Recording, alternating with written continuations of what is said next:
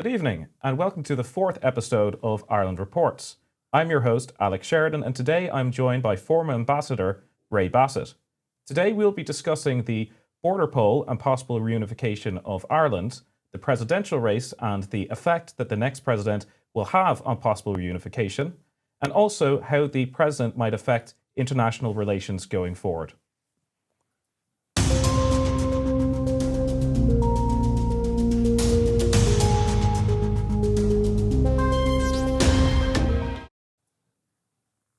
Well, welcome to the studio, Ray. I guess we'll start off the cast with talking about your DFA career. You're a former ambassador to Canada, to the Bahamas, to Jamaica, and also you were a very important diplomat in the Good Friday Agreement, which I believe you tell me you helped draft, and were one of the main players, one of the few from the Irish side, as we've discussed. And maybe you would like to talk the audience through your career in brief. Well, I have an unusual background in that I started off as a research scientist and wasn't particularly good at it, to be quite honest, Alex, and then moved to the Department of Foreign Affairs. And I've spent the bulk of my career on matters relating to Northern Ireland. I did almost 20 years in what was known as the Anglo-Irish section. And a lot of that time was in contact and information work in the north, which was essentially meeting people, preparing reports and giving it to the government. So the government in Dublin would have a very good idea what was happening on the ground. I was then selected from the Department of Foreign Affairs to be part of the Irish government delegation at the talks, which eventually ended up with the Good Friday or Belfast Agreement. It was a fairly small team and tremendous time in my life and a tremendous colleagues to work with at that stage. And after that, I was based in Belfast for some years in the implementation side of it, and then I became head of the Irish Consular Service, which is dealing with Irish citizens abroad, and ended my career 6 years as ambassador to Canada, while at the same time covering for Jamaica and the Bahamas. So it was a very good career, and I enjoyed it thoroughly. But I feel since I've left, maybe because of my views on the European Union, my department wouldn't be totally in unison with my views or regard my recent influences as totally beneficial to their point of view. I guess, yeah, things do change the priorities in what the Department of Foreign Affairs is trying to achieve these days. I guess during your career, a huge amount of it had to do with Northern Ireland and the Troubles. And maintaining good relations with North America, which themselves, Canada, the US in particular, were very important to the peace process. Whereas now it's all about the EU, it's all about Brexit, which you say you have a controversial stance on. So maybe a little bit understandable, to say the least. But what we're going to talk about today is the effect of what the next president is going to have on a border poll and potential reunification of Ireland, and maybe about the change in the nomination process and maybe integrating citizens from the North or the Northern Assembly into that nomination process as well. There's lots of ins and outs, which I think you'd be an expert to speak to on that. But first, I think we are going to roll a few vox pops, which are from some individuals on the streets. This is in response to the most recent news in the presidential race, with Jim Gavin dropping out at the start of the week, and Kathleen Connolly, of course, having that recent controversy, you might call it, with representing banks in evictions. Let's roll the tapes, please.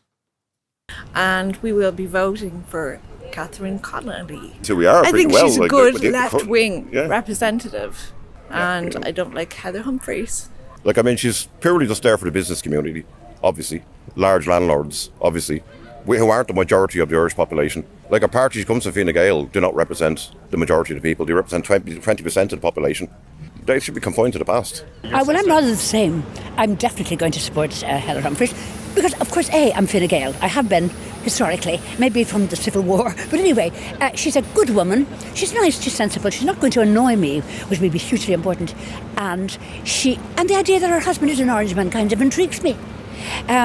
We like a bit of colour, and I know she knows the Constitution. She'll know what to do, and I think she'll be grand. She'll be rather like Michael D., who didn't bother us, but did a great job. And I want Heather Humphreys to fill the shoes. Whoever's going to fill it has to fill big shoes, because that man has left a legacy that we'll still be talking about in 20 years' time. So I haven't fully decided yet, you know. Okay. Well, we know either way it'll be a woman. Right. Okay. And you feel Maria Steen wouldn't represent you then? I think she might be a bit more too conservative. No, I know people are saying put like Maria Steen or whatever on your vote, but again, what she might be conservative, she might have some views that would coincide with mine. Again, I don't really see her as much of a leader, you know what I mean? I don't see like how she would stand up for what we need done in the country at the moment. Like anyone who's running for this kind of thing will all toe the line with the kind of, you know, liberal zeitgeist of you can't say, you know, the certain things. They'll call you hateful for loving your own people. They'll call you like every name under the sun, just for trying to stand up for what you believe is right. And I don't think she's going to be someone who'll be controversial enough to stand up against what we really see as the major threats to Irish identity nowadays. No, sure, I don't believe in the system as it is. I just don't see any sense of voting, because when you vote, they give them that vote and they just disappear again. Yeah. You know, like I'm waiting for an MIR for the last 4 years. And that's the whole system, you know what I mean? That's what I think the system is. So that's why I don't vote. Okay. Because I don't see anything for me. Spoil the votes. I don't know much about Maria, but She's very, very conservative. Heather Humphreys has been in politics most of her adult life in one way or another and has achieved nothing. You know what I mean? There's so many homeless people in this country. Like I'm waiting for cancer treatment at the moment. You know what I mean? I may as well be waiting until I got 7 legs. It doesn't have to be this way. All right, well, right. So we have 2 Catherine Connolly supporters there. We have a Fine Gaeler. Looks like Heather Humphreys has a couple of supporters, but you know, a good deal of people seem to be just fairly discouraged, undecided, and maybe potentially want to spoil their vote. Maybe I could get your reaction to what we just watched there. Yeah, I think it's a reflection of the lack of choice and of the lack of real sort of oomph in this election campaign. I mean, none of the 3 candidates. Remember, Jim Gavin is still there and could be theoretically elected and would be president if he did. Are going to set the pulses racing. I mean, it's been a very restricted nomination process, and it hasn't. In my belief, it hasn't caught the imagination of the public. What you saw there was that, you know, the diehard Fine Gael is going to vote for Heather Humphreys. The diehard people on the left are going to vote for Connolly, and a lot of the people in the middle seem to be disinterested or slightly antagonistic, and probably it's a reflection of a lack of leadership in the country at the time. There's no great causes. There's no great, you know, there's no great enthusiasm for politics at the moment outside the group of people who practice politics. That's true. That's true, and it seems very strange to me that Sinn Féin decided to sit this one out. If I was to be a little bit of a conspiracy theorist, I think they might have actually had somebody selected who stepped down last minute, and then they just decided that as Catherine Connolly they were going to back all along. But this election is going to be very important, approaching a potential border poll in the north, because we have Sinn Féin, or the majority party in the National Assembly. There's a Sinn Féin First Minister, and Catholics are now a majority of the population within Northern Ireland. Now, you do have some on the Union side who'd say that doesn't really tell you anything. It's more that Sinn Féin have just eaten up SDLP or you know, not the Nationalist vote and became the biggest nationalist party. But still, the next president of Ireland will likely have a very big effect on maybe the outcome of that border poll, and the border poll is a success towards a united Ireland, in delivering a united Ireland in a peaceful way. Given your importance and your direct engagement with the peace process, I'd like to see get your opinion on the president and the candidates we have involved. Well, the president is the first citizen, and one thing people should realise is that everybody on the island of Ireland is an Irish citizen. So you've almost 2 million citizens north of the border, and they were look traditionally to the president as representing them. Now, I'm not criticising Michael D. Higgins, but he rarely went north, and he had very little involvement in the north. And I know that was a particular disappointment to both Unionists and Nationalists up there, because both Mary McAleese and Mary Robinson did a lot of work in the north, brought a lot of Unionists and Nationalists together. Now, I hope the next president, whoever it is going to be much more active on the north. I think there's a feeling that, you know, people in the north have been let down to some extent, because they were promised a vote in the presidential election all Irish citizens were, which happens in most countries. People outside the boundaries of the state can vote, but there was obviously cold feet, and that's part of the sort of mentality that restricted, that excluded people like Maria Steen, like Conor McGregor, like Geldof, and this idea of trying to keep it nice and comfortable and manageable. So I think the president has a big role in that respect. I think both the two frontrunners, I think we can probably discard Jim Gavin, will actually have a more beneficial effect. I think both of them are going to be much more interested in the North. The main driver of unity in this country is the Northern nationalist community. And sometimes when people talk about the North, they spend their entire time talking about how we can get the Unionists on board. You will never get the Unionists on board. If people sort of say, as the Taoiseach says, that we can't have unity till we have reconciliation in the North, it's another way of saying, well, I don't want unity. And, if you look at what reconciliation has occurred in the Republic, there's very little difference between people of different religion in terms of their voting intentions and things like that. So a friend of mine, Ben Collins, who's a former member of the UUP, former press spokesman for the Northern Ireland office, he says reconciliation will come post-unification, not pre-unification. So if a person says that, we've got to unify the North before it joins with the Republic to create a new Ireland, then they're really saying, I don't want unity. And I think both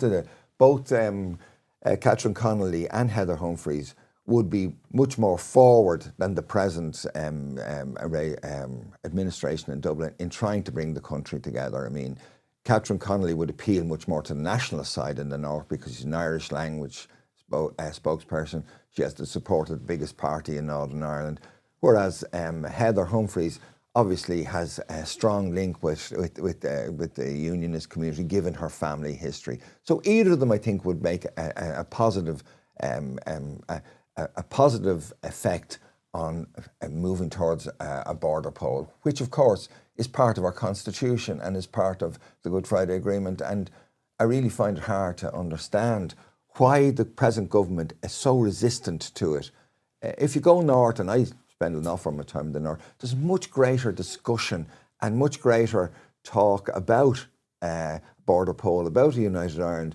And down here, almost the Irish Times, RTE and the government seem almost determined not to suppress it, but to try and contain it in a nice little comfortable space, because in many ways they may be the big losers of it, because I couldn't see the present two parties in government getting much support north of the border. Yeah, which is interesting, because even to touch on this, the general discouragement of the public with the lack of candidates, if you do open up the vote to the north of Ireland, you have all their local councils, you have the Northern Assembly, who will have a huge amount of representatives who could swing that 20 Oireachtas members, let's say if they were to join the Oireachtas instead of Westminster, in post-unification. Yes. That could open up the doors for more Maria Steens, Nick Delahanty's, Conor McGregor's and other candidates who may want to run. But, there mightn't be anything that's putting us back from doing that now. I'm sure if we were to deliver a bill which would say that nationalist members or members of the National Assembly who hold an Irish citizenship might be able to deliver a nomination the same way that Independent Ireland are thinking of a bill to open up that to MEPs. So it's not just councillors, senators and TDs who are voting on it. What do you think of that? Could you think that that could be something done before reunification? We could integrate in the nomination process with the Northern Assembly? Yes, I think I think strongly on that, Alex, because we keep on saying it's the President of Ireland, and Ireland has 7.5 million people in it, 2 million of which live the other side of the border.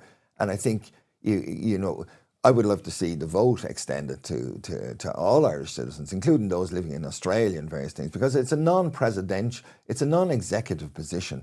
So the whole idea, no representation without taxation, doesn't really apply to the president. And the president is meant to be the embodiment of Ireland. It's the Irish sort of spirit abroad. And goes. So I would love to see the nomination process opened up. Like, I lived in Canada and watched the debates, for a Republican nomination when Trump was going through. And I mean, they riveted the nations of North America because there was such vigor and such discussion. I really don't like this idea of confining the presidency or the presidency candidature to a very small number. Now, I know Independent Ireland have talked about introducing a bill to include MEPs in it, but I would certainly think that members of the Assembly in the North and maybe MPs should be added to that, and also the councils in the North. Whether it's Fermanagh or South Down or various places should be able to nominate. But I think even with that, I would go much further. I really think the presidency should be much, much more open. And, if you don't like Conor McGregor, don't vote for him. If you don't like Maria Steen, don't vote for them. But why do you try and stop people from voting for them? It's a mentality of, can you trust the people? Maria Steen, she can't be nominated because she might win. But, the presidency is, if that's what the people want, they should have it, That's true. Sorry, that's true. Sorry for that's a bit of a speech. Yeah, well, no, I think you hit it on the head there. I guess you also touched on you think both of the candidates who we are left with, because Jim Gavin is very unlikely to be elected. We have Catherine Connolly, who has the backing, as you said, of the biggest party in Northern Ireland, the Nationalist Majority Party Sinn Féin, and then we have Heather Humphreys, whose husband was in the Orange Order, which is controversial on this side.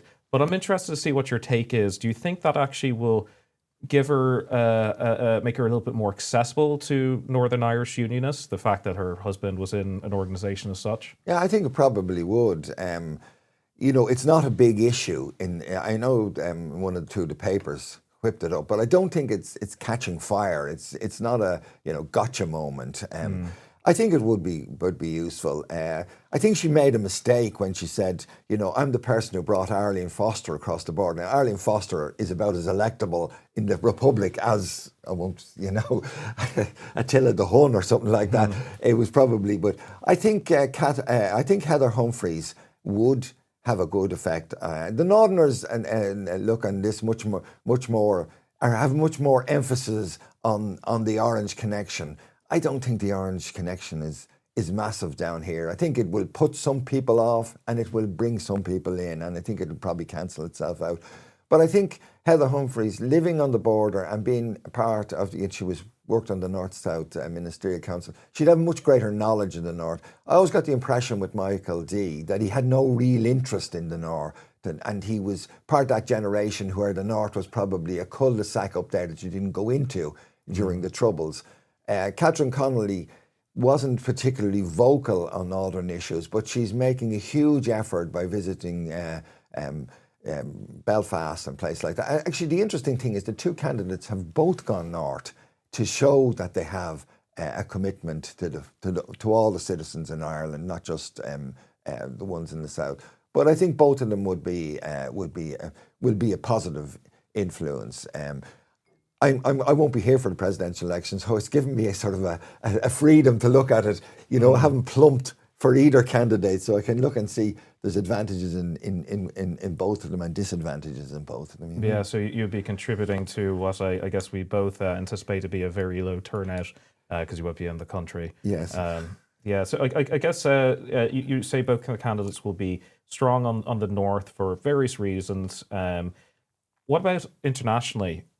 Outside of the island of Ireland, we have Catherine Connolly, who has developed a little bit of a reputation for going against the grain, a little bit anti-American, made some comments about the rearmament of Germany in light of the war in Ukraine and various incursions by Russia. She's also visited Syria.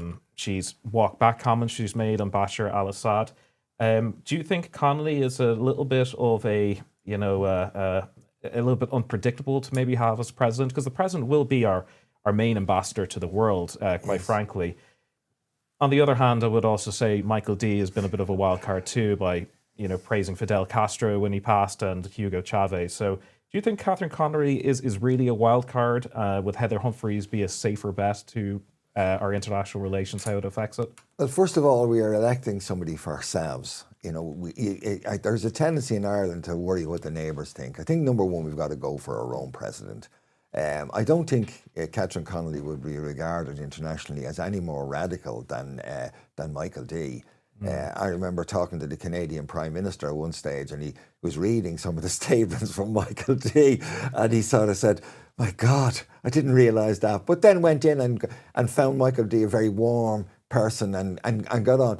I think the president, under Michael D. Higgins, under Mary Robinson and Mary McAleese, the presidency has got a different role. The presidency is almost a conscience of the country, and the president. Certainly, I remember way back in Paddy Hillary's time, the president couldn't sneeze without the government saying anything. I think, there are a lot of Trump supporters in America who are supporting Catherine Connolly because of her being agnostic on the European Union. So, and somebody said her election is a bit like Trump's election. It's the people who are disenchanted with the system who are voting. So, and I think Heather Humphreys would, I think both of them make reasonably good presidents. I don't think we need to go to worry in our beds if either of them. Usually when there's an election, I'm passionately up for one or the other. But in this case, I think both of them will make reasonable presidency. You're going to gain on one things and you're going to lose on others. People like, there's a big anti-European, particularly anti-Brussels flavour in Europe. The election of Catherine Connolly would be welcomed by a lot of those people, even those people on the right. At the same time, some people will worry that she's too close to pariah regimes.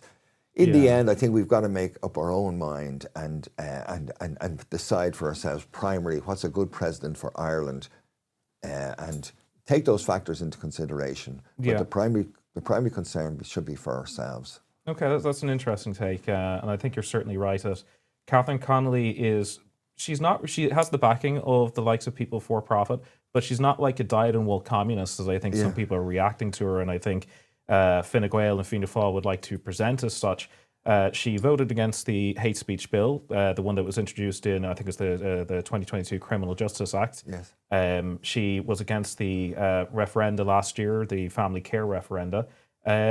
So, and then you're saying that she's quite anti-EU. So maybe people on the right might like a president like that. It'll be remain to be seen.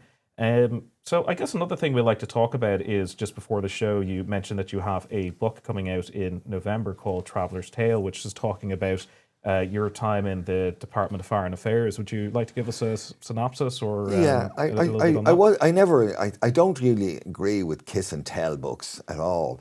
But when the 25th anniversary of the Good Friday Agreement came about, and I attended several of the events, it was like you were watching a movie that you weren't involved in, or that had very little, that wasn't really reflecting the kind of things that went on at the time. And there were a few people who had done a lot of good work in it and who were sort of almost written out.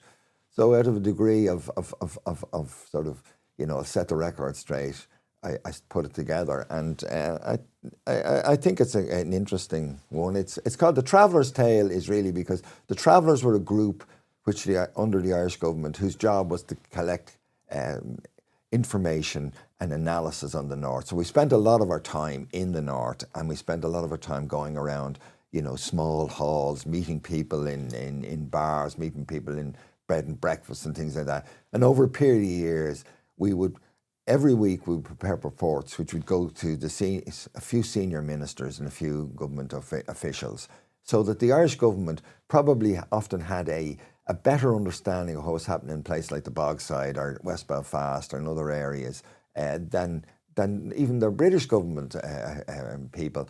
And I just thought that I'd bring that kind of experience to light. And I think it's what was done during that period, I think, is actually, it reflects well on the Irish state and reflects well on the governments of that period. Unfortunately, I think that all that intelligence gathering has ceased, and maybe there was reasons for it after Good Friday, but we needed to know what was going on if we were going to put together a package on the peace process. And I also go in as to how the various sections of the Good Friday Agreement were put together. What was the reasons why we had a border poll every 7 years? Why was the the anti-discrimination section part of it? When was the structures for Northern Ireland put together? And I think I do a bit of teaching in Yale University, and what I really put together often is the answers to questions people put to me during those seminars. So I think it'll be of interest to people who are very interested in the North. I couldn't imagine somebody, going to compete with Jilly Cooper or something like that. But if people want to get a real understanding of the nuts and bolts and what was happening on the ground and some of the incidents and things like that, then I think people will be interested in it. Well, it sounds certainly very interesting. I should admit that I wrote an article in the Irish News in Belfast saying that I thought Bertie Ahern would be a very good president, and Bertie's going to launch the book for me. So there was a degree of self-interest in that. Okay, yeah, that definitely be a little bit controversial. Yeah. With the border poll, I guess my final question, because it colours a lot of this interview, is possible unification. Do you think it's the right time to call for a border poll? You say the next few years. Do you think it could be by 2030? That seems to be the date that's thrown around by people. Is it the right time? And if a border poll fails to deliver Irish unification, or a vote in the North goes that way, is that the end of it? Will there be another border poll taken? How does this work? Well, I'm in favour of a border poll, and I think that the border poll is very dependent on the Irish government. I think the Irish government has got to do a lot of preparation. They've got to talk to the British government on it.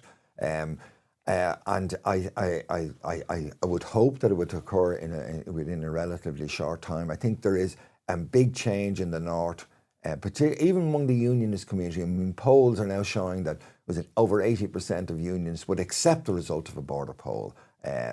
I also think that when we were looking at that area, we about a border poll, we said that we didn't want it to create constitutional instability in perpetuity. So initially we had the idea that you couldn't have a border poll within 5 years of a previous border poll that failed, and then we said we moved it to 7.